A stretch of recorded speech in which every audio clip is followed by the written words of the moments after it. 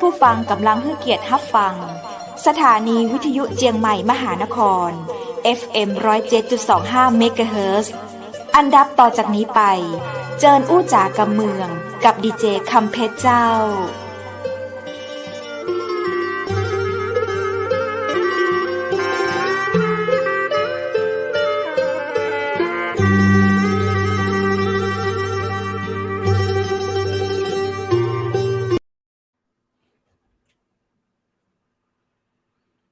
สวัสดีเจ้าสวัสดีคุณผู้ชมที่ฮักทุกคนทุกท่านเจ้ายินดีต้อนรับเข้าสู่รายการอู้จ๋ากำเมืองต่างจังใหม่มหานครเจ้าวันนี้ข้าเจ้าดีเจคำเพชรนะเจ้าปีกระปากกับคุณผู้ชมเช่นเคยในวันพุธที่18เดือนสิงหาคม2564ว่าไปวันนี้เป็นวันดีนะเจ้าวันที่18เดือน8เลข8นี้เปิ้นว่าเป็นเลขดีเป็นเลขที่บ่มีการสิ้นสุดนะเจ้าคือมีความดีที่ว่าสิ้นสุดต่อกันนะคุณผู้ชมเจ้าปะกันวันนี้วันดีแล้วข้าเจ้าก็มีเรื่องราวดีๆพร้อมกับแขกรับเชิญและดีเจวุฒิผู้ดำเนินรายการกู้นะเจ้าร่วมรายการไปกันเช่นเคยนะมีเรื่องราวน่าสนใจนักละเจ้าเพราะวันนี้นั้นเราได้รับเกียรติจากนายกออสหรือว่าคุณทวัชชัยวงศ์นะเจ้าเปิ้นเป็นนายกสมาคมวิชาชีพวิทยุโทรทัศน์ภาคประชาชนจังหวัดเชียงใหม่นะเจ้าและวันนี้นายกจะมาอู้จ๋าเรื่องของสถานีวิทยุในอดีตประเดียวแล้วก็ในอนาคตหลังโควิดเนาะแล้วก็ช่วงโควิดนี่เป็นจะได้พ้องเชิญปะกับนายกออสทวัชชัยวงศ์สวัสดีเจ้าสวัสดีเจ้าสวัสดีดีเจวู้ใจเจ้าสวัสดีครับคุณคำเพชรสวัสดีครับพี่ธวัชผมขอเรียกพี่ออสแล้วกันนะครับผมครับครับโดนกระไฟฝนกันได้เนาะอู้เมืองอู้ไทยเจ้าดีละคือบะละเอาบะละกำเมืองก็ดีแล้วเจ้าเพราะว่าพระเจ้ากลัวอันคนลืมกำเมืองเนาะก็เลยมามีรายการอู้จ๋ากำเมืองขึ้นแล้วก็เลยฝึกคือคนไทยอย่างคุณวุฒิเนาะได้หัดอู้วันละกำ2กำแล้วก็คือคนไทยฟังกำเมืองฟังบ่เข้าใจก็ถามเขาได้เนาะเจ้าเอานายกออสสะดวกนะเจ้าใครอู้กำเมืองใครอู้กำไทยก็ได้เนาะภาษาอังกฤษก็ได้เจ้าเดี๋ยวอันช่วยกันแปลเจ้ายินดีเจ้านายกอยู่เชียงใหม่เนาะตอนนี้อยู่เชียงใหม่ครับผมอำเภออย่างเจ้าอำเภอเมืองเชียงใหม่นะครับอ๋ออำเภอใกล้กันนะเป็นใดท่องเจ้าอำเภอเมืองเชียงใหม่ตอนนี้ถ้าเป็นในเรื่องของโควิดนี่เป็นสี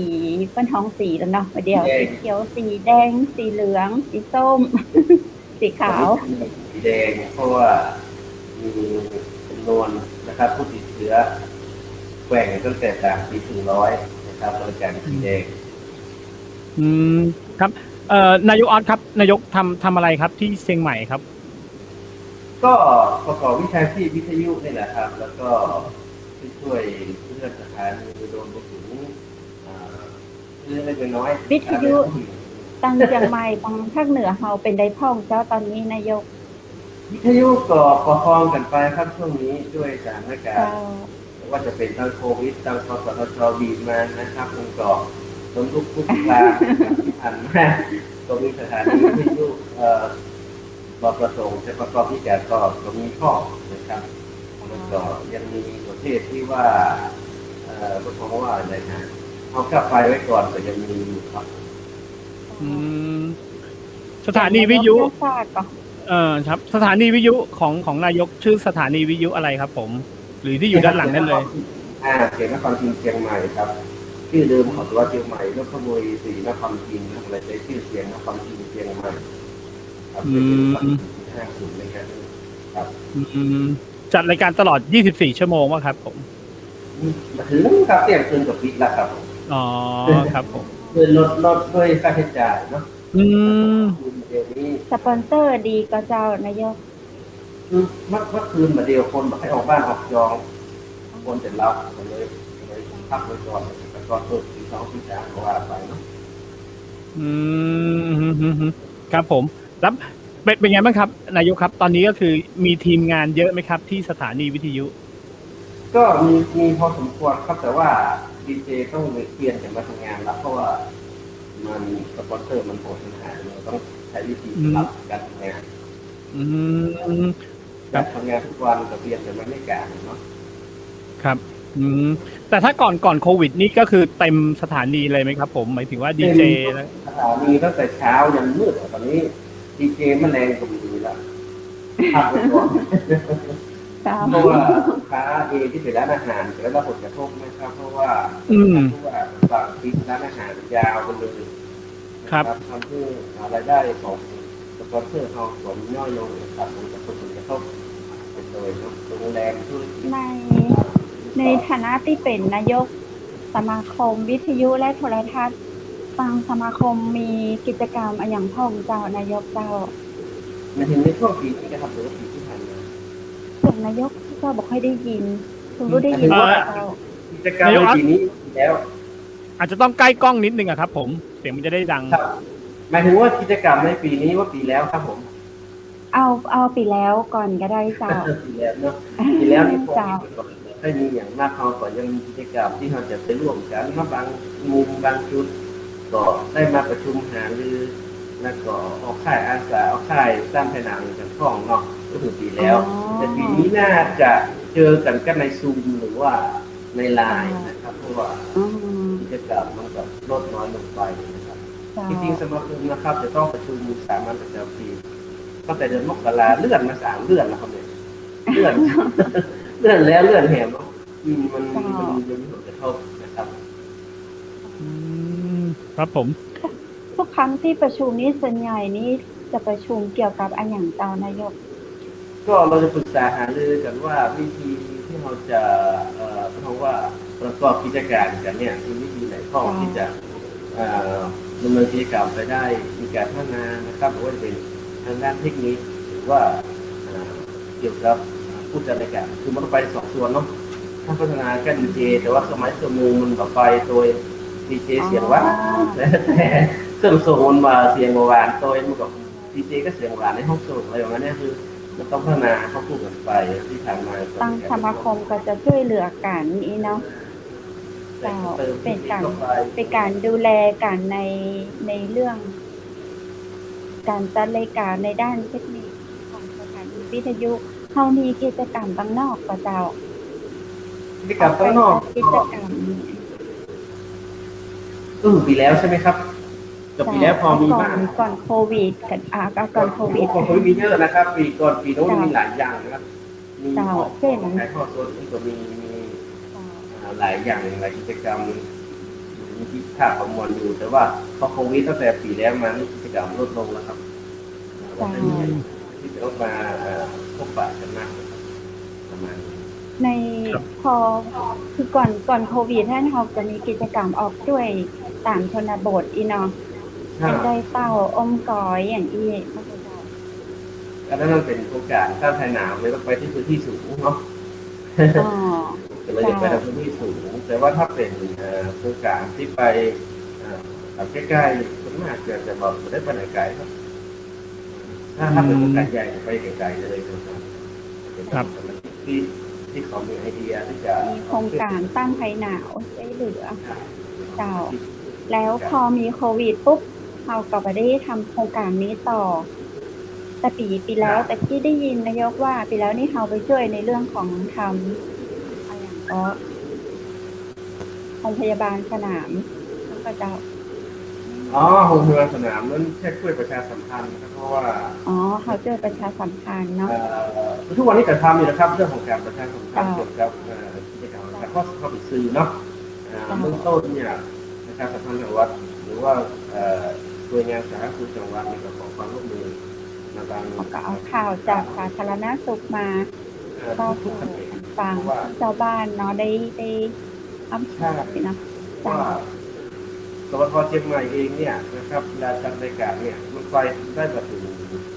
พื้นที่แห่งการมันก็จะมีชุมชนเนี่ยนะครับที่จะไปคอยนำข่าวสารไปถึงพี่น้องเช่นน้อยง่ายองค์กรที่ว่าตะเกียบเอาเนาะมันจะมีวิทยุไอ้สวทเชียงใหม่ถึงว่า อาสา เจ้า วิทยุในท้องถิ่นช่วยเหลือผู้เป็นทีมนะครับผู้ข่าวสาร สมาคมเขามีเนาะ ครับช่วงนี้มีเฟกนิวเยอะครับแต่ต้องช่วยกัน ต้องระวังเนาะ ครับ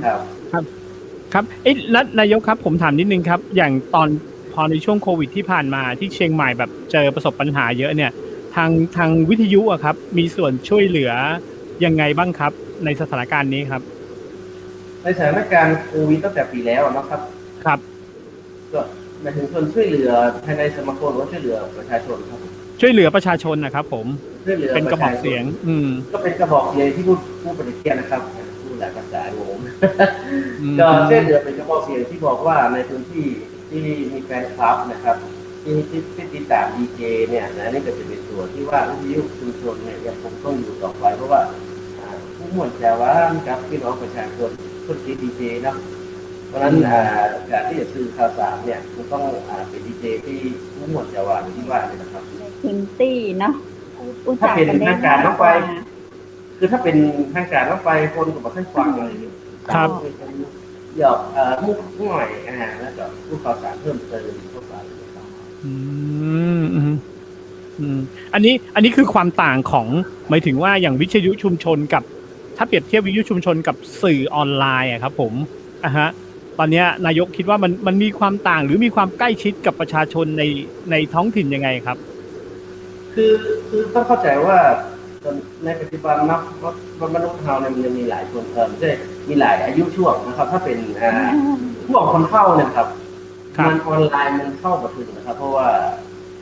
บ้านเฮาเนี่ยที่เหมือนเพื่อนใจอยู่ในปีเนาะ ถ้าปีกับปีเท่าไร128K เนี่ยวิ่งจะรับก็แพ็คคนเท่าได้มือถือจะต้องเติมอินเทอร์เน็ตก็บอกอ๋อดูมาต้องเมินหมานได้เติมกดยูแป๊บเดียวฟรีเปิดฟังเพลงไปเลยฟังดีเจไป แต่ เล เล่ ย น เนาะ โทรศัพท์นับตาเลนตาลายเนาะ ฟัง สื่อออนไลน์มันก็ถือว่าครับคนอายุ ม่วนกว่า รุ่นขึ้นมานะครับไปรุ่นกระแทกกับบอกให้ดูข่าวออนไลน์นะไปทางออนไลน์อย่างอื่น ก็จะเป็นช่วง20ฝ่ายขึ้นไป ถ้าตามภาษาเป็นหลายอ่อนกับพุ่นไปทางเกมไป คนฟังของเฮาก็คือแบบ40-50ขึ้นอีเนาะ มียุเป็นคู่เป็นทีมอย่างเดียวนี้ใช้ลำไยกับที่วิทยุไปโดยอย่างเงี้ย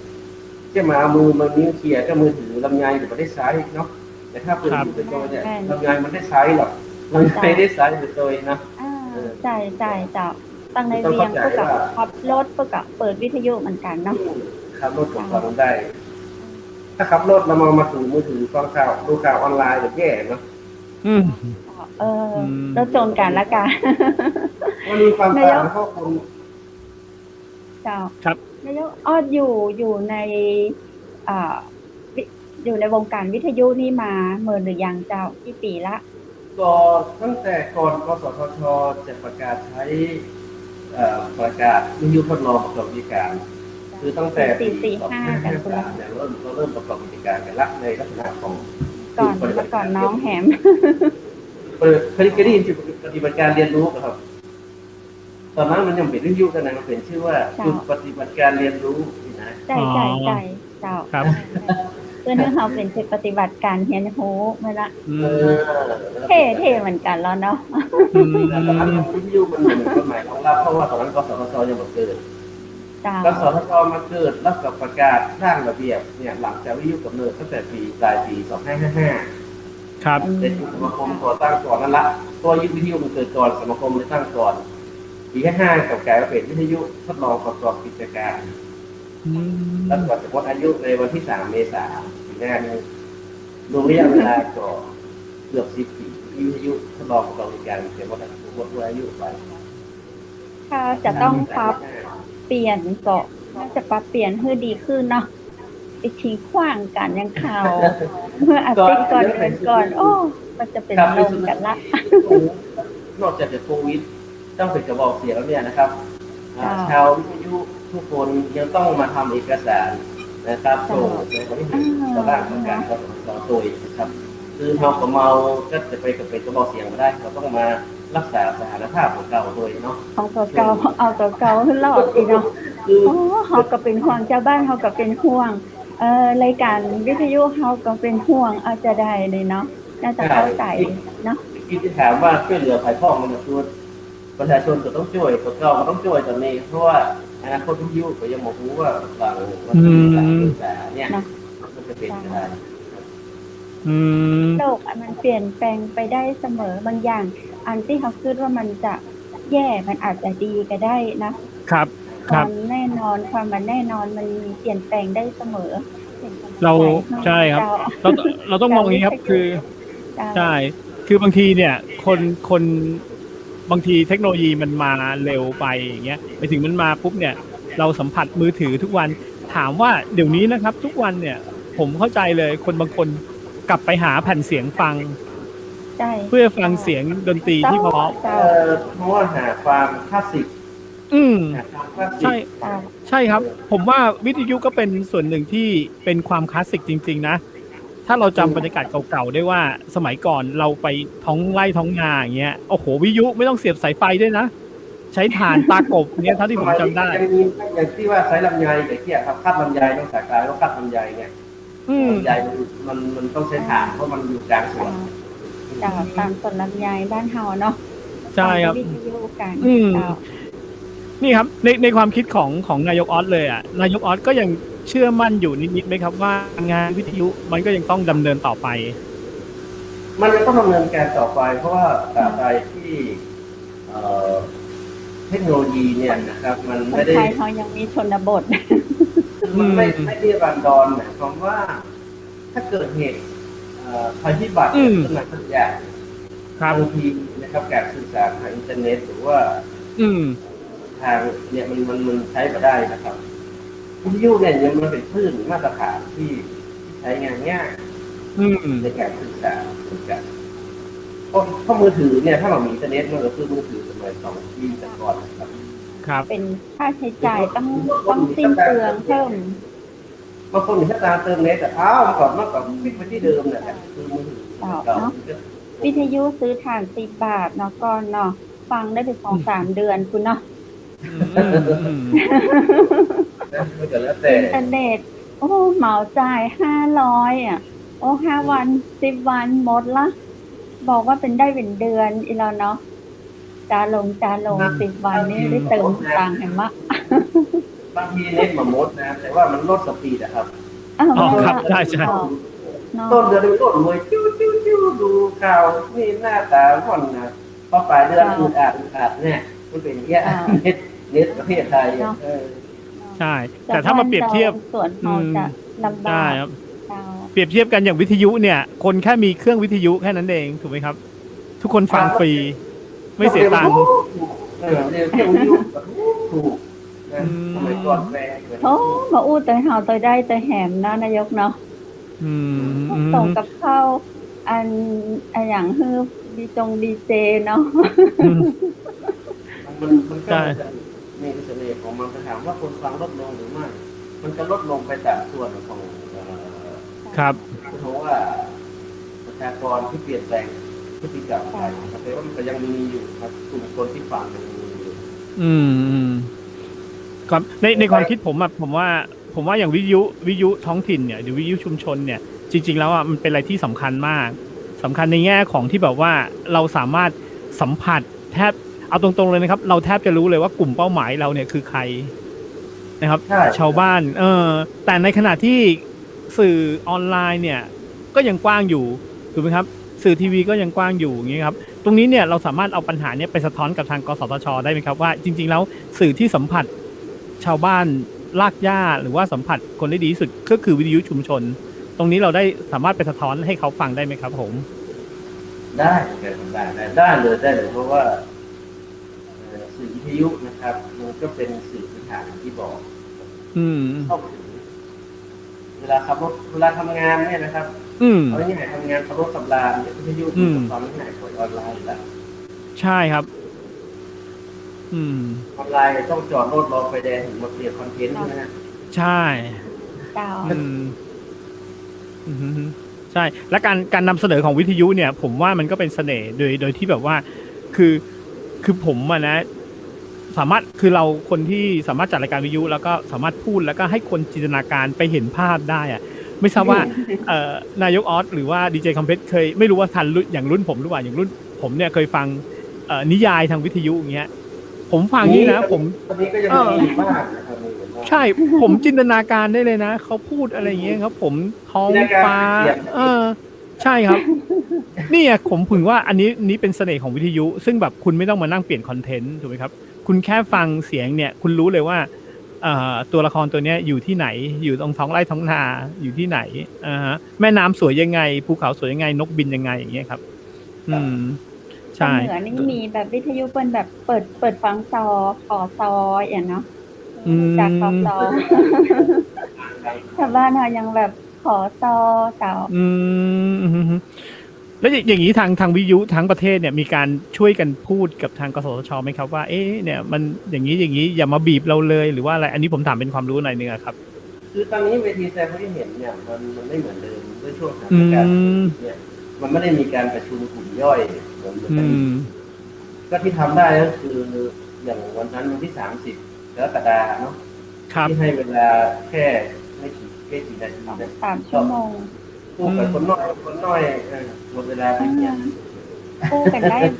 จำเวลาเลยเนาะมีติดเวลาหมดเวลา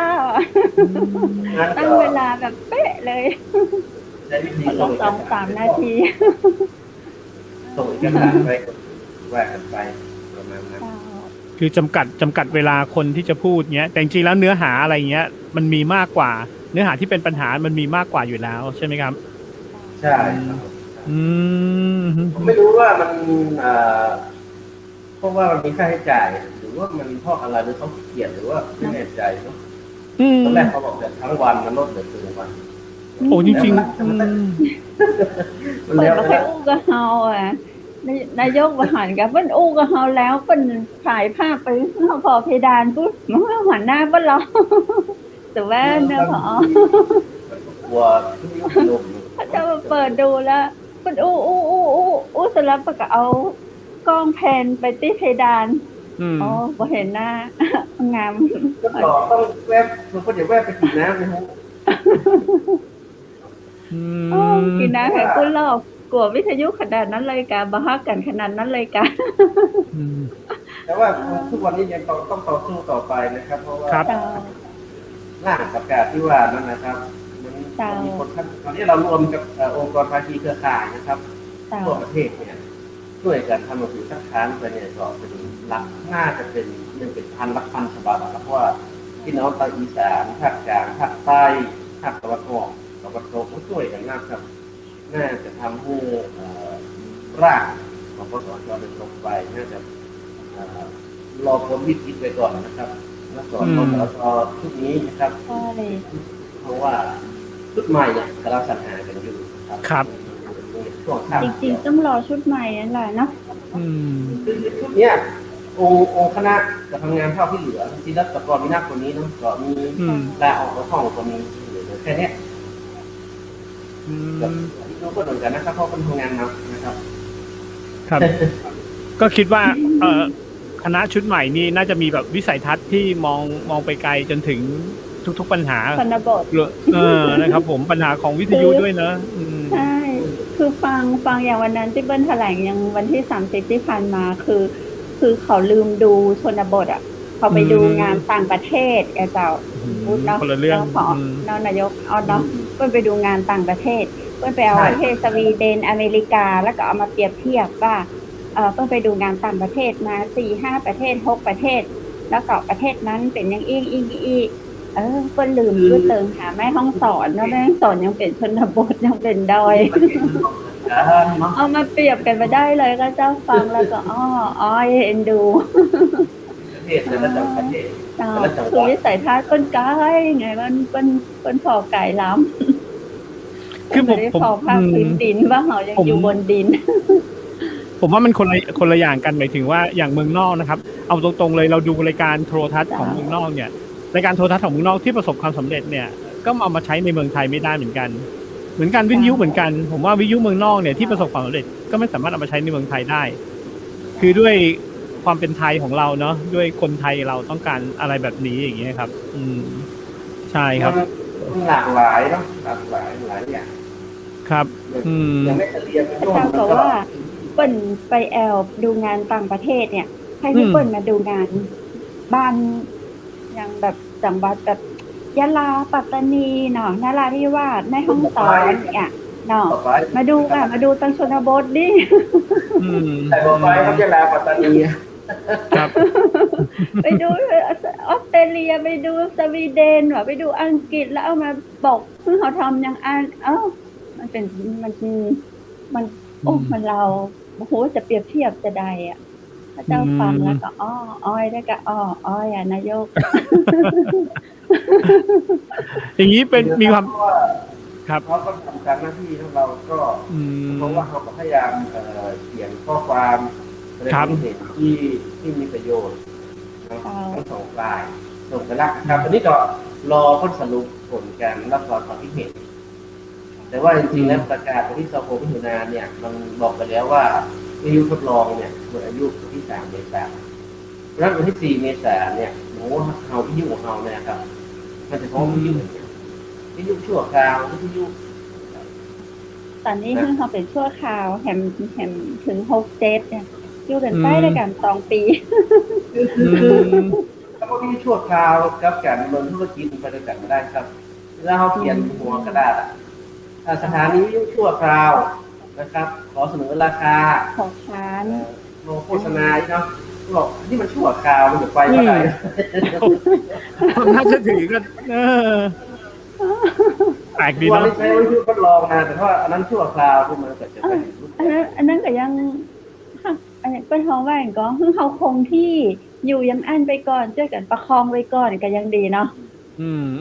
ออก ใช่ครับ มาในขณะนี้เหมือนซ้ำ เติ เติ ม ม ความเห็นให้เสร็จสิ้นก่อนถึงจะเลิกใบอนุญาตทดลองตอนนี้ต่อประกาศเลิกใบอนุญาตทดลองก่อน ครับ แล้วค่อยฟังความคิดเห็น ฟองกันไปก่อน เพราะเราแบบอยากประชาสัมพันธ์อยากดูแลผู้ป่วยประชาชนของเราเนาะ ตอนนี้โควิดก็ดีพอนะครับข่าวสารก็ดีส่งถึงประชาชน เจ้า และวัคซีนก็ดีซ่อฉีดยังต้องมาทำหาข้อมูล กสทชก็เอาอันนี้มาแต่งติ๊กติ๊กเจ็บเอวไปหมดละเจ็บหัวเนาะ และตัวของสารในการประเทศไทยเนี่ยมันจะสงบบันไดละอ่อนก็ยังไม่ได้ไปเรียนหนังสือแล้วทำประเดียว ครับ เจ้า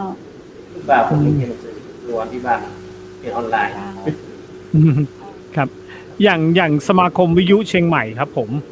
จริงๆแล้วเราขอบเขตหรือหน้าที่ในการดูแลครับมีอะไรบ้างครับผมนายกครับ จริงๆแล้วสมาคมวิทยุชื่อมันสมาคมวิทยุเชียงใหม่นะจริงๆแล้วมีสมาชิกอยู่พี่น้องหลักปูนเลยนะครับแล้วก็ผู้สอน เขาเรียกแม่ห้องสอน อ๋อ อยู่ด้วยกันหมดนะ ครอบคลุมด้วยนะครับผม ลำปาง เชียงใหม่มหานครก็อยู่ตัวเหรอ ใช่ครับ เจ้า ถ้าอยากจะบอกว่าจริงชื่อมาได้ว่าเชียงใหม่หรือว่าสมาชิกก็จะมีหลักปูนแม่ห้องสอนสถานีน้อยเดี๋ยวเปิดเนาะในประเทศไทยนะครับเพราะว่า หลดไปก้นเปิ่นนะฮะ มันด้วยโลเคชั่นหรือว่าพื้นที่ของแม่ห้องสอนเนี่ยแล้วก็ด้วยประชากรนะครับมันจะใช้วิทยุนักก็ได้เนาะ เจ้า และก่อนทีนี้ขอบเขตของสมาคมเนี่ยนะครับพี่น้องเชียงใหม่ตระกูลแม่ฮ่องสอนลำปางเนี่ยนี่เขา ครับ ผู้ความรู้นะครับอย่างกฎหมายกสทชนะครับอะไรกฎหมายในการประกอบกิจการนะครับ เทคนิคในการประกอบกิจการนะครับ วิธีการต่อใบอนุญาตนะครับแล้วก็เรื่องราวของการพัฒนาที่บอกไปครับเราก็จะมีการดูแลเกี่ยวกับน่าจัดรายการอุปกรณ์ห้องส่งเครื่องส่งเสาอากาศทุกอย่างเนี่ยนะครับ ทุกวันนี้นะครับมีคนแชทคนโพสทุกวันนะครับเป็นแต่ว่าเครื่องส่งใหญ่ได้อย่างเงี้ยจะทำยังไงดีเสียงคือปัญหาทุกสถานีมันมีนะครับบางสถานีก็มีช่างเทคนิคประจำ เดี๋ยวฝนตกก็เดี๋ยวฟ้าห้องเนาะก็เดี๋ยวลมเจ้าใคร ช่วง ธรรมชาติ ก่อน แถม เมื่อก่อนเมษานี่มีหลายสถานีเหมือนเนอะฟ้าผ่า ฟ้าผ่า เจ้า ฟ้าผ่าเครื่องส่งพังเลยนะครับ โอ้เหรอครับ ในเมืองเนี่ยใกล้ๆกับเพราะว่าฮะแค่ที่เป็นการสื่อสารแห่งประเทศไทย ครับ CAT นะครับ เขามีเสาไอ้พวกการฟ้าผ่าข้างๆอยู่แล้วแต่สถานียังโดน แต่ที่บางสิ่งทำนายกออดดูแลอยู่หรอนายกออดเป็นคนทำเสามันเป็นอย่างนั้นปกติเนาะ ครับ ถ้ามัน เอ้ย ก็ได้นะคือมีปัญหาแล้วนะครับเพราะฉะนั้น ครับ สมาคมเคยเป็นศูนย์กลางนะครับในการประสานงานนะครับว่าปัญหาแบบนี้เราจะแก้ปัญหาอย่างไร จะเดินหน้าไปทางซ้ายหรือทางขวา ครับ ครับบางทีพนักงานกสทชก็จะเป็นเรื่องหลังเพราะเราจะต้องเอาเอกสารไปส่งหรือมาเนี่ย ครับ เขาจะเป็นตัวประสานนะครับคือข้อมูลว่าเอกสารที่ท่านต้องใช้มีอย่างของครับบางทีซ่อมเครื่องทรงที่เหมือนซ่อมทีวีนะ ไม่เหมือนครับ นี่ก็เหมือน อยาก ซ่อมทีวีไปมีอย่างแล้วไขควงมาแกะขันน็อตเรียบร้อยอันนี้มันมีองค์ประกอบหลายอย่างมีเรื่องราวของพรบคมนาคมควบคุมโอ้กฎหมายมันเยอะ ครับ อืม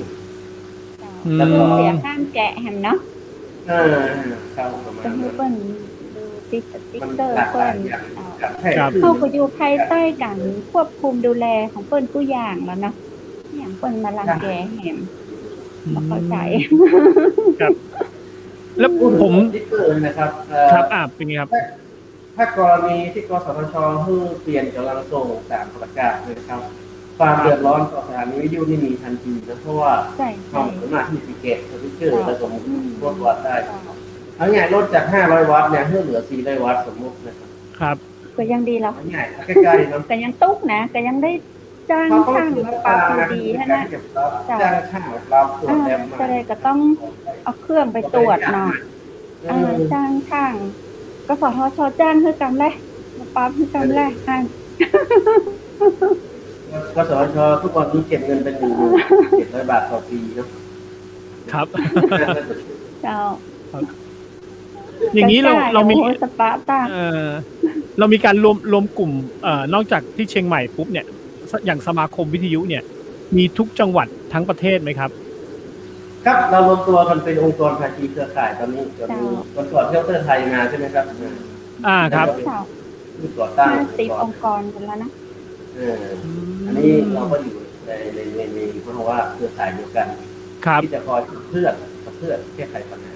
อ่า ซึ่งตอนนี้มีภารกิจเยอะแยะไปหมดนะครับ เพราะว่ามันมีปัญหาหลายส่วนนะครับก็ ครับ ต้องช่วยเหลือกันทั้งประเทศเพราะว่ารู้สึกว่ารอบนี้ความเดือดร้อนมันไม่ใช่แค่เชียงใหม่หรอกคุณหรือว่าอุบลราชธานีของประเทศไทยละมันเป็นความเดือดร้อนของทั้งประเทศ ทั้งประเทศเลยครับ เพราะฉะนั้น เขาก็เลยได้เห็นไงว่าคนวิทยุฮักกัน พลังแบบพลังแบบต่อสู้ฮักกัน ใช่เพราะว่าคือถ้าไม่รวมกลุ่มนะ ผมว่าก็ยากเหมือนกันเนาะแต่ถ้าโอเคเมื่อกี้ฟังนายกออสแล้ว ก็ถ้าเกิดมีการจัดตั้งเป็นสมาคมอะไรเงี้ย ผมว่าอย่างน้อยเนี่ย มันก็ยังพอมีจำนวนที่ไปต่อรองกับทางกสทชอะไรได้บ้างเนาะที่ผ่านมาเขาก็ฟังเสียงของพวกเราไหมครับ ที่ผ่านมา ด้วย นะ ค ครั วา บ มดีเนาะดีป่งกับดีพ่อง ส่วนใหญ่บอกให้ฟัง ไม่ก็เรียกว่า ส่วนใหญ่เขาจะเป็นผู้ออกกฎเนาะเราเป็นผู้ปฏิบัติ คือเหมือนเขาเป็นละอ่อนจะได้อ่ะ ไปยังสมมติว่าเอกสารเขาขาดไปใบหนึ่งเนาะกสทชเป็นองค์กรใหญ่น่าจะทายของเขาเห็นเนาะเอกสารใบเดียว แล้วเขาต้องเดินเลาะกรุงเทพเขาบอกเคยไปเนาะเขามาจากต่างจังหวัดเตลไปเซาะที่ถ่ายเอกสารนี่เป็นกิโลเนาะเพื่อจะปิ๊กมาใช้เวลา 2-3 ชั่วโมงเจ้า วันนั้นผมฟังดีเจคอมเพสผมยังโกรธแทนเลยอะทำไมเวลาไปต่อใบอนุญาตอะทำไมต้องเดินทางไปด้วยตัวเองอะครับ อันนี้ผมไม่เข้าใจอยู่เหมือนกัน อันนี้ดีเจคอมเพสช่วยอธิบายให้ฟังหน่อยนะครับ คือจริง หรือ ๆ อ่ะ มอบ เอา อำ ยกล้อ นาจได้ ไม่ มอบ หรือ อำนาจได้เนาะแต่ว่า คือจริงๆ การมอบอำนาจเนี่ยจะยุ่งยากเจ้าบ่เหมือนผู้ประกอบการผู้จดทะเบียนไปด้วยตัวเก่าเนาะจะได้แบบเซ็นอย่างยังดีกว่าถ้ามอบอำนาจเนี่ยใช้เวลา 2-3 วันนั่นน่ะเจ้าคุณไม่ได้เป็นเจ้าของแต่เนาะไม่ใช่ตัวจริง อันนั้นก็ขาดอันนี้ก็ขาดใบอำนาจบ่ถูกต้องใบอำนาจที่ต้องติดสแตมป์ต่ออันต่ออีกโอ้ย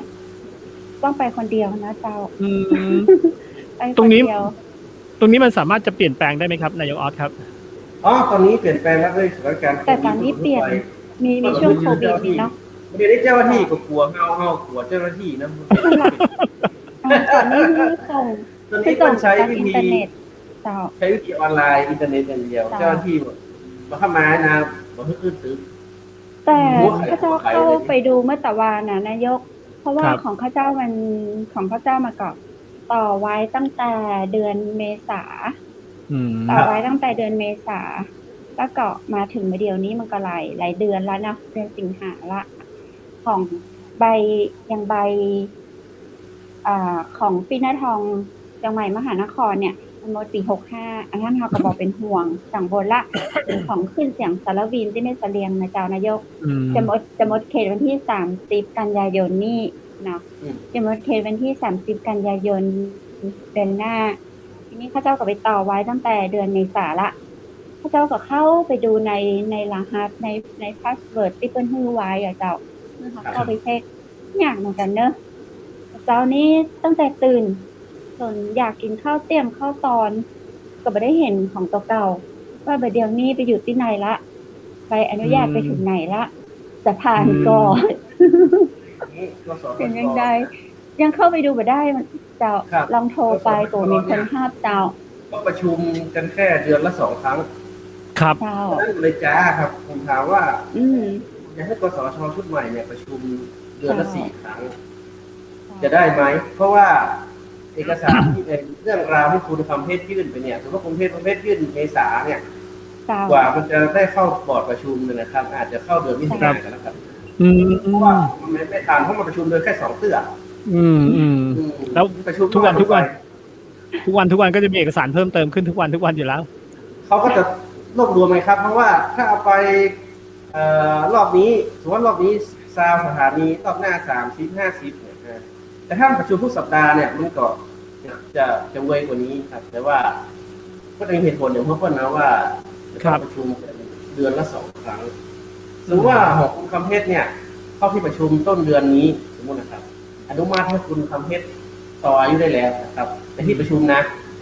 แต่มันยังบอกให้คุณคำเพชรฮูเตอร์ต้องรอประชุมสิ้นเดือนก่อน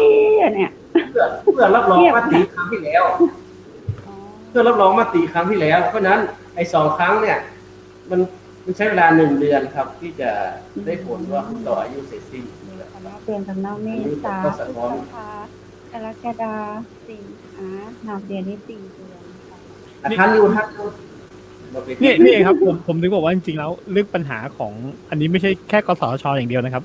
ปัญหาความล่าช้าหรือว่าทำอะไรเนี่ยคือยิ่งตอนเนี้ยเนี่ยพอมาเป็นโควิด มันรู้เลยว่า จะมาช้าขั้นตอนยุ่งยาก ขั้นตอนอะไรมากมาย แบบยุคปัจจุบันเนี่ยแบบยุคอดีตเนี่ยไม่ได้ละถ้าอย่างโควิดเนี่ยเป็นสถานการณ์พิเศษจริง ๆ อย่างเงี้ยในความคิดของนายกออสคิดว่าเอาพูดกันถึงไม่ใช่แค่กสทชเลยอะวงการราชการเลยอะมันจะปรับเปลี่ยนไหมครับ ก็เดี๋ยวนี้เปลี่ยนกันหมดนะครับทุกหน่วยงานใช้ออนไลน์ประกันสังคมเนี่ยก็ได้แล้ว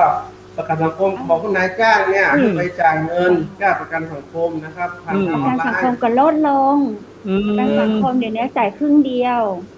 ครับ วันนี้ลูกน้อง นั่น เขา คือ จะจ่าย รัฐบาลช่วยนะครับแต่ว่าวิธีการชำระเงินเนี่ยจากสหกรณ์เนี่ยจะต้องเดินทางไปที่สำนักงานประกันสังคมตอนนี้จะไล่นะครับไปออนไลน์ครับ เซเว่น อืม จ่ายในเน็ตก็ได้วอลเล็ตก็ได้เนาะ ครับ แต่ ก็น่าจะดีขึ้น ได้หมด สรรพากรก็เหมือนกันนะครับสรรพากรที่ผ่านมาเนี่ยใครมาสรรพากรไล่พี่ไปต่อออนไลน์ก่อนหรอก ช่วงนี้ไม่รับเจ้าที่กับกลัวคนมาจ่ายภาษี น่าใช่ มันไล่เสียภาษีเนี่ยปิ๊กไปบ้านจะเข้าอินเทอร์เน็ตจ่ายอะไรประมาณนี้ อืม คือระบบออนไลน์สะดวกนะ พอ ครับ เขาก็คือตึงหาเปิ้ลเนาะเขาก็ตึงหาเปิ้ลเขาโทรหาเปิ้ลเขาก็พยายามติดต่อด้านอย่างก็อินเทอร์เน็ตตังเว็บตังอย่างเปิ้ลเงียบสิลี่เสียดายกันหมดแล้ว ก็ใจเย็น ที่เบอร์โทร4 ตัวที่เขาให้มาเนี่ย ผมโทรไปเนี่ย ผมอุดอัดทุกครั้ง ๆทำไมครับ คือบางหน่วยงานนะครับให้กด 1-2-0 เอาง่ายๆเลย เริ่มแรกก่อนถ้าจะฟังภาษาไทยให้ถือสายรอสักครู่อันนี้ไม่ได้เจาะจงว่าหน่วยงานไหนนะ ไฟห้าสอง จะติดต่อฝ่ายนี้กด1เรากด1ไปติดต่อฝ่ายนี้กด2ไปกดไปเรื่อยๆสุดท้ายเลย ผมไปเจอคำว่าตอนนี้พนักงานกำลังให้บริการเป็นจำนวนมาก ท่านอื่นอยู่กรุณาถือสายรอหมดเวลา หมดเวลาทำการเจ้าสุดท้าย เอาให้ฟังเพลงไปสักเพลง2เพลง จะโฆษณา ถ้ากสทชนี่จะไปโฆษณาเจ้า 3G นี่ ทำไม 5G เขาไม่ทำเบอร์ call center ให้มีหลายเบอร์จะได้ง่าย เนาะ ครับ ไม่แล้วผมอันนี้เท่าที่ทราบนะบางที call center เนี่ยก็ไม่ได้มีความรู้ทางด้านหน่วยงานนั้นด้วยอย่างเงี้ยเหมือนจ้างบริษัท call center ที่แบบเอาไว้รับสายเงี้ยแล้วก็คอยต่อสุดท้ายเลยไปไม่ได้จริงๆอ่ะก็ต้องถือสายรอพนักงานที่รู้จริงๆอันเนี้ยคือความล่าช้า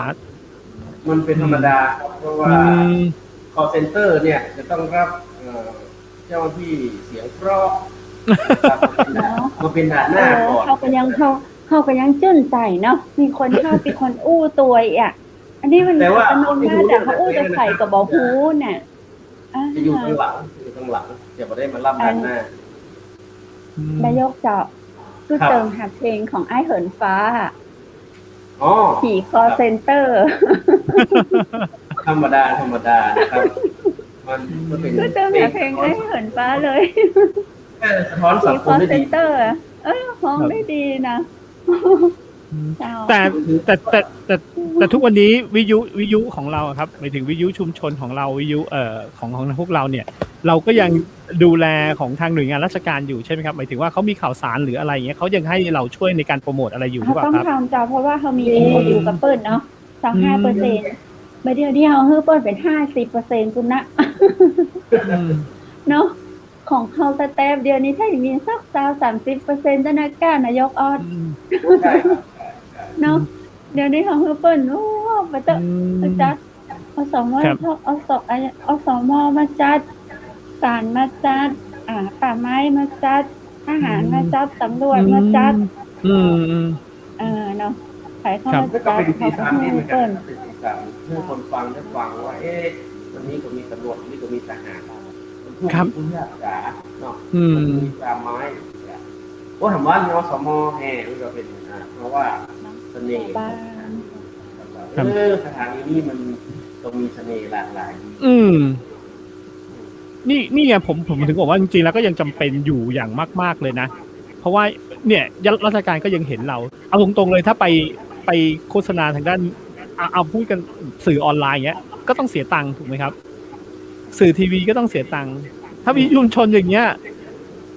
เสียอาจจะไม่เสียด้วยที่คุณเพชรบอกถูกไหมครับแถมเข้าถึงประชาชนด้วยอย่างเงี้ยผมว่ากสชก็ต้องมองตรง ไปไหน นี้ ก็ได้เนาะ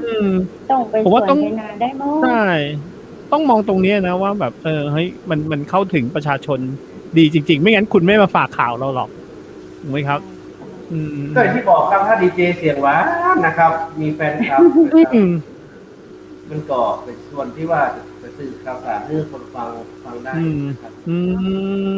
เพราะข่าววิทยุแห่งประเทศไทยเนี่ยบางทีภาษาราชการเนี่ยคนบอกให้ฟังแล้วผมไม่เชื่อ ฟังแล้วกลัว ฟังแล้วเข้าใจแต่บางทีภาษาราชการเนี่ยเวลาเราฟังข่าวภาคบังคับเนี่ยนะฮะเวลาข่าวภาคบังคับเนี่ยเขาจะพูดภาษากลางเนาะฟังแล้วมันแปลบ่ออกมันมีอย่างคนเมืองบ้านเฮาเนี่ยนะครับมันมีคำบางคำเนี่ยนะครับที่มันเพื่อความรู้สึกที่แตกต่างจากเดิมแต่คิดว่าอย่างมันเหมือนว่าความลำบากมันมากกว่า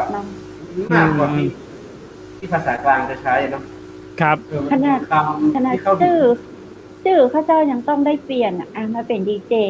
ชื่อแต่เพชรไทยเนาะพอมาเป็นดีเจต้องเป็นคำเพชรเพราะว่าเพชรไทยจะบ้านห้องบทจ้างจะบ้านห้องบดได้จะบ้านห้องบดจ้างจะบ้านห้องเพชรคำเพชรแม่ถามไปเอาชื่อใครมาหั่นก็ไม่เป็นเสน่ห์กำเมืองเป็นเหมือนกันครับทำให้ในฐานะที่ภาคอีสานนะครับการกับภาษาท้องถิ่นอีสานภาคใต้กับภาษาท้องถิ่นภาคใต้ครับคนร้อยก็ใช้ภาษาท้องถิ่นชนชาติเขาก็อยากรักษาภาษาเฮาไว้เนาะราชการกตมาก่อนเปิ้นจะมาอู้ว่ะกลางเมืองยังเฮาเนาะกตครับผมประชาสัมพันธ์เดินทางให้ทรงเทพมา10 ภาษาทรงเทพมา10 ภาษานะครับในทุกภาษาใช่คือให้เข้าถึงชุมชนให้มากที่สุดนะครับส่วนภาษาการเรียนนะภาษาท่านภาษานี้นะครับใช่ แล้วก็ร่างกายเองที่มีภาษาตาใหญ่ตัวหนักน้องมันครอบคลุมไปเลยนะ นี่ไงอันนี้คือเสน่ห์ของวิทยุจริงๆเนาะวิทยุชุมชนจริงๆนะภาษาเหนือก็ภาษาเหนือนะอีสานก็อีสานใต้ก็ใต้กลางก็กลาง หรือแม้แต่ไปทางตะวันออกเนี้ยพวกระยองอะไรเงี้ยเขาก็ยังพูดสำเนียงระยองอะไรนะครับ มันจะเป็นเสน่ห์ นี่ไงผมว่านี่คือเสน่ห์ที่แบบว่าจริงๆแล้วผมคืออันนี้เป็นไอเดียผมที่ผมเสนอนะกสทช.แหละจะต้องไปอยู่ที่ไปนั่งที่แม่เสลียงดูเขาจัดรายการนั่งที่เชียงใหม่เนาะดูเขาจัดรายการแล้วดูคนที่แบบว่าเขาฟีดแบ็กมาอะไรยังไง คนฟัง ผมรู้ว่าเนี่ยตอนที่จะทำประชาพิจารณ์เนี่ยยังออกมาแอลท้องถิ่นห้องเนาะดูว่าเพิ่นวิทยุเนี่ยมันเป็นอย่างไรอะไรอย่างเงี้ย ถ้าเจ้าเห็นก็เปิ้ลมาตรวจเสาเจ้าเปิ้ลมาถ่ายรูปเสาแป๊บเล็บสนิทกับไฟละ อันนี้เป็นเจ้าที่ปฏิบัติงานระดับภูมิภาคเจ้าที่ออกนโยบายอ่ะเจ้าที่ทำด้านนโยบายน่าจะ เรากระเลี้ยงกาแฟเปิ้ลเฮียก็ถ่ายรูปเสาเขาต้านหน้าปกปิกก็นี่ไง เข้าใจในบทบาท นี่ไงให้มานั่งเลยให้มานั่งลองจัดรายการด้วยกันก็ได้อ่ะจัดรายการด้วยกันสัก1 วันอย่างเงี้ยดูว่าคนโทรเข้ามาเป็นไงลองดูเลยนะผมว่าแล้วเขาจะเข้าใจคนทำวิทยุมากขึ้นนะครับแต่ถ้าเกิดเขียนนโยบายอย่างเดียวโดยที่ไม่ได้ดูกลุ่มเป้าหมายเลยผมว่ายังไงก็ไม่เข้าใจหรอกเพราะฉะนั้นบอร์ดกสทช.มันต้องมีคนเคยทำวิทยุทีวีก็เป็นบอร์ดอย่างน้อย1 คนใช่ต้องเป็นคนวิทยุแต่เนาะพระเจ้าพออะไรวะเป็นทหารอีวะพระเจ้าวันนั้นพระเจ้าแซวนายกอย่างที่เป็นมาจากอุบลเนาะว่าบอร์ดอันกสทช.เป็นทหารยันสู้รบมาจะมาจะมาแบบละเอียดละอ่อนแบบคนวิทยุได้จะได้เนี่ยผมว่าต้องคนที่เข้าใจ1เลยเข้าใจในเรื่องของสื่อสารมวลชนเนาะอันนั้นเป็นภาพกว้าง2เลยต้องเข้าใจคนที่ทำและ3เลยผมว่าสำคัญมากเลยว่าต้องเข้าใจกลุ่มเป้าหมายจริงๆเนาะก็ต้องเข้าใจกลุ่มเป้าหมายเข้าใจคนฟังจริงๆถ้าวิทยุก็ต้องเข้าใจคนฟังจริงคนทำโทรทัศน์ก็ต้องเข้าใจคนดูจริงๆนะครับถ้าไม่อย่างและแม้แต่คนออกนโยบายเนี่ยก็ต้องเข้าใจยิ่งต้องเข้าใจทั้ง2 ฝ่ายเลยทั้งคนผู้ผลิตแล้วก็กลุ่มเป้าหมายด้วยอย่างเงี้ยจะได้ประโยชน์ที่ประเทศไทยแบบอย่างทั่วถึงเลยประชาชนได้ประโยชน์จากแท้จริงเนาะได้แบบกึดเอาไปดูงานต่างประเทศแล้วกลับมาสนุกตรงเนี้ยข้าเจ้าพิกใส่ขนาดเลยน้อยใส่ขนาดเลยนายกอสาวที่อย่างก็ไฟวิศวกรรมไม่ยิงงามๆเนาะตีเปิ้นมากับผอวันนี้ราชวันประชุมมันหนาวันออกจอคนนี้งามเลิกเปิ้นบ่ลบจอข้าเจ้าเห็นเปิ้นมาเกี่ยวกับวิศวกรรมอย่างนี้เนาะเปิ้นว่าเปิ้นไปฟังอันต่างประเทศมาต่างประเทศ30 วัตต์50 วัตต์เปิ้นไปสวีเดนไปอเมริกาข้าเจ้าฟังแล้วเขาจะลอกกล้องฟังว่าจะมีมาแม่ห้องสอนก่อหาเนาะบ่แนวแม่เสลียงบอกเนาะมาฟังแรกแต่เมื่อบ่าย 3นะเขาจะจัดรายการสดกุวันเนาะวันนี้นะอย่างก็เลี้ยงเขียงหมูอีหว่าโทรมานะเขาเลี้ยงเขียงหมูโทรมาขอเพลงกระเดียวอันก็เลี้ยงเขียงหมูจะอาลาบละฮืนมันม่วนนะนายกเจ้าอยู่กับชนบทอยู่กับเจ้าบ้านเ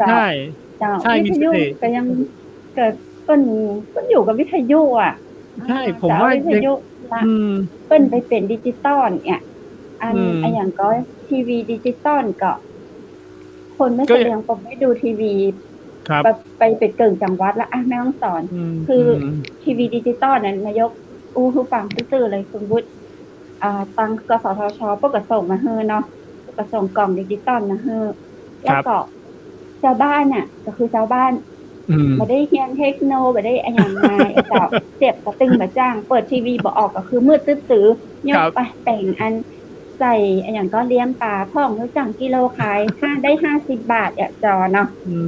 ดิจิตอลส่งมาก็อยู่นั่นน่ะเอาไปไหนแบบให้คนในเวียงไปใช้แล้วคนที่ได้ดูทีวีแต่ๆน่ะเจ้าก็คือข้าราชการ อืม ก็คือข้าราชการแล้วก็คนที่เปิ้นมีความรู้ ครับ ไม่ใช่ว่าชาวบ้านเฮา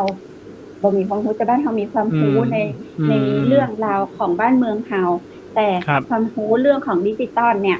เรื่องของเทคนิค ขนาดเฮาเนาะเฮาอยู่ในวงการตอนห้างเฮายังบ่เข้าใจเลยอนาล็อกเป็นใดดิจิตอลมันมาเนี่ยบ่ได้ดูกันเลยเจ้าทีวีเอ่อห้องห้องพัก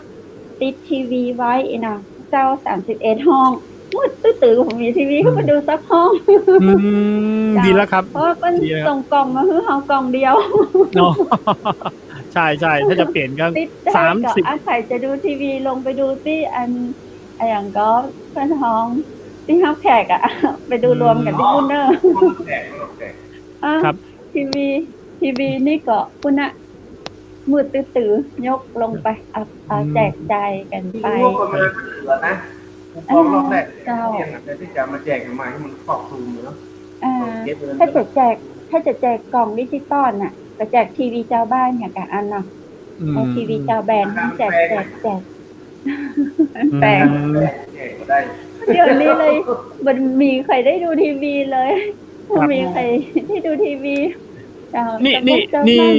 ใช่ นี่ก็คือเป็นความผิดพลาดอันหนึ่งเหมือนกันของอันนี้คสช.ครับ คือผมว่าจริงๆแล้วจะทำทีวีดิจิตอลเนี่ย แต่ไม่ได้เตรียมไว้เลยว่ากลุ่มเป้าหมายคนที่จะดูคือใครอะไรนะครับ แล้วอยู่ๆจะเปลี่ยนก็เปลี่ยนเลย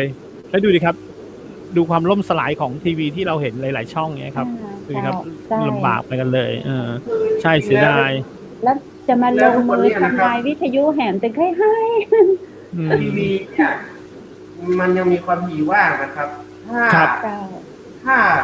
ไม่ต้องประมูลแพงเนี่ยก็ยังมีคนที่จะประกอบกิจการได้อยู่นะ ใช่ครับ เนี่ยที่มันประกอบกิจการไม่ได้เพราะว่าประมูลแพง ใช่ ก็เลยอยู่ไม่ได้นะครับ เราก็เห็นหลายๆช่องที่แบบหลายๆช่องมาแล้วก็ไปเห็นไหมครับ ที่เราเห็นกันอย่างเงี้ย วิทยุเขาไม่ได้ไปเก็บสตางค์ยังอันอย่างก็ยังการเน็ตการอย่างแปลงอ่านหล่อเนาะ ครับ วิทยุเขาคนฟังฟรีอ่ะเนาะ ครับ จะมาเขาประมูลนี่อย่าง ครับโอเคโอ้โหคุยไปคุยมาเพลินกัน หน่วยราชการเนี่ยก็ยังได้เงินเดือนเนาะวิทยุภาคประชาชนเฮาอ่ะเงินเดือนก็บ่มีเฮาทำด้วยใจฮักเฮาทำด้วยอุดมการณ์เนาะนายกถึงช่วงสุดท้ายนายกให้ปากอย่างถึงกสทชเอาสักน้อยหรอ เอาเลยครับ ก็จริงๆแล้วนะครับ ก็อย่างที่บอกคือว่าอยากจะให้ฝ่ายนโยบายหรือว่าฝ่ายที่ออกกฎบังคับเนี่ยนะครับมาคลุกคลีหรือว่าอย่างที่เราคุยกันนะว่า น่าจะมาสัมผัสบรรยากาศแท้ๆนะครับว่าเสน่ห์ที่บนเวทีใดนะครับแล้วสิ่งที่ท่านจะทำกฎระเบียบเนี่ยมันเหมาะสมหรือไม่เหมาะสมอย่างไรเนาะว่า50 วัตต์100 วัตต์300 วัตต์500 วัตต์เนี่ยอันไหนมันเหมาะสมนะครับแล้วกับช่วงสถานการณ์แบบนี้นะครับ ท่านจะทำแบบนี้นะทุกอาชีพมันต้องลงรุ่งลุกคลานแบบนี้นะครับเพราะว่าเศรษฐกิจทุกอย่างนะครับประเทศแค่แบบที่อยู่อย่างเดียวนะครับตอนนี้มันล้มเป็นหลายกิจการนะครับต้องถามว่าขนาดแต่ว่ามันมีคลิปอันก็จะไหนละปูนเอาไว้แซ่ฝาลำไยน่ะลำไยเหลือกิโล3 บาทแม่นเอาไม้ฝาลำไยฝาอันที่บ่มีเกรดล่าสุดนี้ค่ะเจ้าได้ยินว่าบ่มีราคาเลยเจ้าไม่มีราคาเลย A ถ้าเปิ้นจะแบ่งเป็นเกรด A บวกเนาะ A บวกกิโลละ15 บาทเจ้าถ้าเป็น A กิโลเหลือ10 บาทถ้าเป็นB เหลือ3 บาท4 บาทแล้วก็ถ้าบ่มีเกรด C เจ้าอะไรมาซื้อเลยก็เลยมีประท้วงเมื่อก่อนเจ้านายกอ่อนเมื่อก่อนมีประท้วงลำไยครับสงสารเกษตรกรอีทุเรียนยังแพงฮะกิโล100 บาทเนาะ200นะกะอันมีเปื้อนข้าเจ้าตีเปื้อนวิทยุเนี่ยอันวิทยุตัวการตีละปูนนะเจ้าอาจารย์เปิ้นบอกว่านั่งกินมะลำไยแล้วก็กืดว่ามันเป็นทุเรียนนี่เอ็นดูเจ้าสวนลำไยเจ้าคิดดีครับผมจะต้องอย่างนี้นะเวลาจะทำอย่างในช่วงนี้กับทุกกิจการเนี่ยเขาก็ต้องมีการ มองนะครับว่าช่วงนี้เหมาะสมหรือยังนะครับ ครับ ช่วงประคับประคองนะครับธนาคารก็ต้องมีมาตรการออกมาแล้วในการเรื่องที่จะพักหนี้อย่างเงี้ย ครับ คุณจะพยายามให้เราสร้างหนี้เนี่ยให้ต่อสตางค์มาปรับปรุงมันปรับปรุงหนี้มันไม่ใช่ครับ ครับ คือมันเหมาะสมกับสถานการณ์ที่ก็ได้ครับตรงนี้นะครับรอเราผ่านไป เจ้า ครับ ขอแถมเรื่องหนึ่งฝากถึงกสทช.แล้วเนาะนายกฝากถึงพี่น้องประชาชนเฮาเราเจ้าว่าประเดี๋ยวนี้เรื่องการดูแลสุขภาพตัวเก่า ครับ สังคมชุมชนเฮาเจ้าขอคำแนะนำจากนายกฝากคือประชาชนเฮา สมัยเนี่ยนะครับ ทุกสิ่งทุกอย่างนะครับมันอยู่ที่ตัวเราเหมือนกันเนาะ อืม ตัวเราจะต้องใส่หน้ากากนะครับ จาก1 ชั้นเพิ่มเป็น2 ชั้นในพื้นที่อย่างใดนะครับที่ไหนมันแออัดนะครับ ถ้าเลี่ยงได้นะครับกับข้าวซื้อมากินที่บ้านนะครับมันต้องเปิดหน้ากากกินกับร้านอาหารนะครับ เพราะว่าบางทีนะครับแม้ว่ามันจะมีมาตรการผ่อนปลนเพื่อเปิดหน้ากากได้นะครับแต่เราก็ต้องระมัดระวังตัวเองนะครับมาล้างมือเนี่ยครับมันคือเรามองข้ามตรงนี้ไปนะครับ เจ้า บางคนมองข้ามไปนะครับอย่างทุกเรื่องราวเนี่ยมันอยู่ที่ตัวเราเหมือนกันนะครับแต่ เรื่อง ว่า ราวก็เลยเป็นเช่นนี้ ครับเชื้อนะครับบางทีในเชียงใหม่มันสงบละนะครับแบบมันสงบละแต่มันมานำเข้ามาจากข้างนอกนะครับ มันจะขึ้นกับคนห้องเหมือนกันนะครับว่าคุณมาจากพื้นที่แดงเข้มเนี่ย คุณยังตลอดไปท่านไปนี่เนี่ยคุณยังเหมือนพักผ่อนอยู่บ้านนะครับ อืม ในขณะที่บางคนเพิ่งไปจากเพิ่งมาจากพื้นที่สีแดงเพิ่งพักผ่อนเอาเสือลำไย อืม แต่บางคนนี่ไปห้านไปนี่นะมันคนไทยเขานี่คิดว่ามันจะมีส่วนหนึ่งเหมือนกันว่า ยิ่งห้ามเหมือนยิ่งยุ ครับ มันหลายอย่างนะเพราะฉะนั้นสิ่งที่เราต้องดูแลได้คือในช่วงนี้นะครับวัคซีนที่ไหนมีฉีดได้ฉีดไปก่อนนะครับผม อื ฉีดได้พยายามจองเนาะ ครับ อย่างสมาคมเฮานี่ก็พยายามจองเพื่อสมาชิกนะครับจะได้ฉีดกันหลายคนแล้วเหมือนกันนะครับเพราะว่าสมาคมเฮาจะถือเป็น4 คนเลยมีสิทธิ์จองเนาะก็จอง เดี๋ยวจะก็ถึงช่วงสุดท้ายของรายการละวันนี้เนาะทางเชียงใหม่มหานครเจ้าก็ต้องขอบคุณนายกออสเป็นอย่างสูงเลยนะเจ้าโอกาสต่อไปเนาะเราจะมาอู้จ่าใจกันแหมเราอยู่เชียงใหม่ใจกันคนเมืองเจ้าถ้าบอกอู้กับเมืองแล้วใครจะมาอู้เนาะฝากภาษากับเมืองของเราไว้ตัวแล้วก็คุณผู้ฟังท่านใดเนาะถ้าฟังบ่เข้าใจในภาษากับเมืองก็ถามได้นะเจ้าก็เดี๋ยวคุณพูดจะแปลให้ฟัง พยายามศึกษาอยู่ครับศึกษาอยู่ เจ้าเริ่มแปลบ่อยๆเจ้า เริ่ม จะเก่งขึ้นเนาะ ใช่ครับ ครับ แต่เล่น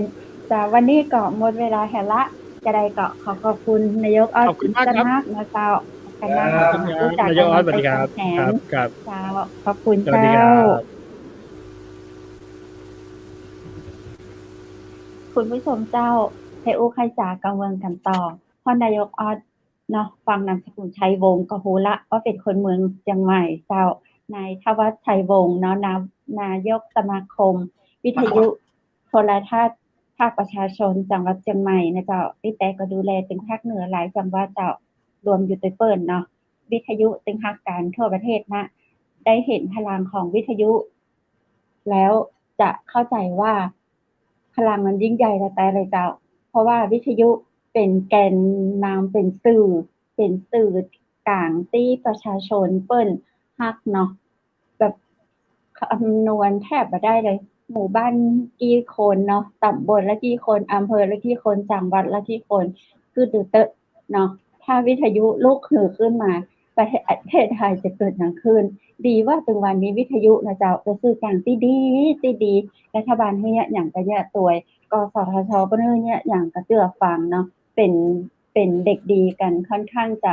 เกือบเป็นเสียงเนาะบ่หันว่าวิทยุจะสร้างปัญหาอย่างเฮือใครเลยเนาะเป็นสื่อกลางที่ดีบ่มีอันพวกนิ้งพวกเฟซนิวหรอเอาเรื่องแต่เรื่องจริงมาอู้มาจากันแท้บ่พอนะเจ้าเดี๋ยวนี้พอเราจากอยู่หลังอยู่ก้าตี้ไม้ห้องส่งได้ยินก้าเสียงบ่ได้เปิดเผยหน้าตาให้เปิ้นหานแหมเนี่ยเจ้าหน้าตาจะอีเนาะหน้าตายังอันนายกออดเนาะหน้าตายังดีเจวูดเจ้ากูว่านะเจ้า2 ทุ่มต่างจังหวัดมหานครมาพอหน้าตาของดีเจได้นะเจ้าได้เห็นตัวแต่กันละได้เห็นตัวกันละหน้าตากันเป็นจะอี้นะเจ้าเฮาว่าคนเหนือเปิ้นฮ้องบ่จุบ่บอกนะเจ้าอู้หยังก็อู้กันแต่อู้จากันเนาะภ คนเมืองอู้ซื่อๆอันอากาศนะเจ้าวันนี้ก็ได้อันสาระดีๆเข้าใจ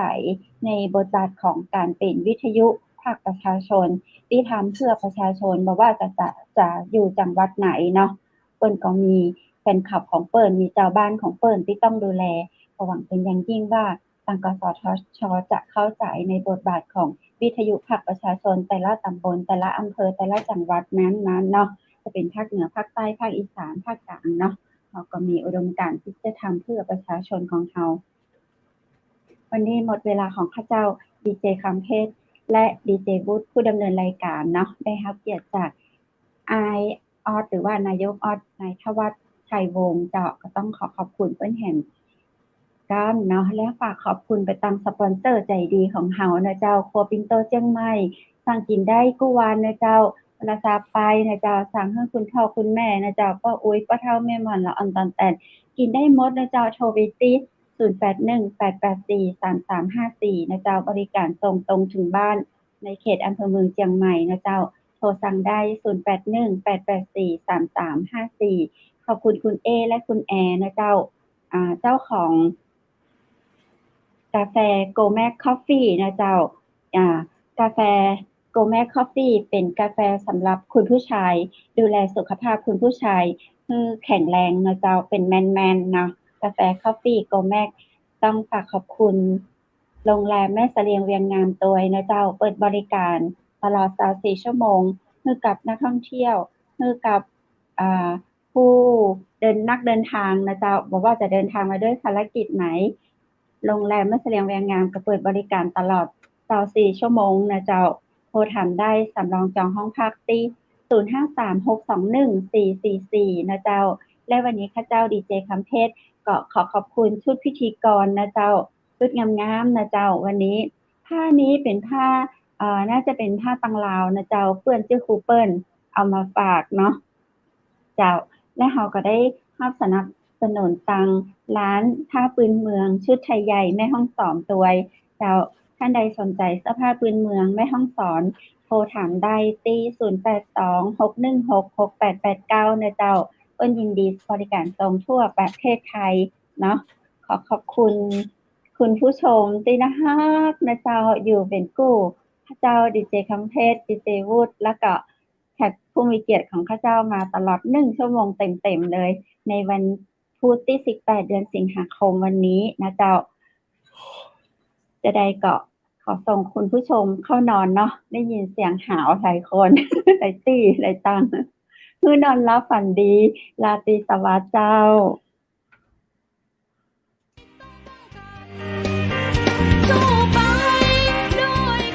สถานีวิทยุเจียงใหม่มหานคร 107.25 เมกะเฮิรตซ์ ขอแสดงความห่วงใยและเป็นกำลังใจให้ทุกท่านในช่วงการระบาดของโรคโควิด -19 ในครั้งนี้เพื่อลดความเสี่ยงควรสวมหน้ากากอนามัยทุกครั้งล้างมือเป็นประจำขอให้อยู่ที่บ้านให้นักที่สุดด้วยความปรารถนาดีจากหมู่เฮาเจ้าเจียงใหม่มหานครสนับสนุนโดยกาแฟโกแมกคอฟฟี่และโรงแรมแม่เสรียงเวียงงามโทร 053-621-444 และ 081-595-2883